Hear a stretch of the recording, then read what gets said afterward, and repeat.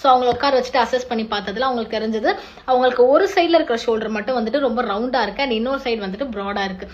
யூஸ்வலாக வந்துட்டு ஷோல்டர்ஸ் ஒன்று வந்துட்டு இந்த மாதிரி ரவுண்டாக இருக்கும் இல்லைனா ப்ராடாக இருக்கும். ப்ராடாக இருக்கிறது நார்மல். ஆனால் இந்த ரவுண்டாக இருக்கிறதுன்னு பார்த்தீங்கன்னா பேஷண்ட்க்கு வந்து சம் மூமெண்ட்ஸ்னால ரிப்பீட்டடான ஆக்ஷன்ஸ்னால கூட அந்த மாதிரி சேஞ்ச் ஆகிருக்கலாம்.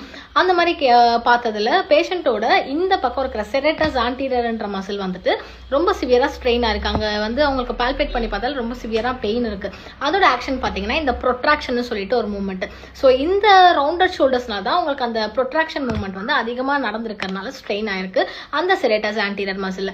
இங்கே இருக்கிற ட்ரெபீசியஸ் மசில் பார்த்தீங்கன்னா இது வந்து நம்மளோட அந்த பின்னாடி இருக்கிற ஸ்காப்புலான்ற போனை வந்து ஸ்டெபிலைஸ் பண்ணுறதுக்காகவும் ரொட்டேட் பண்ணுறதுக்காகவும் ஹெல்ப் பண்ணும்.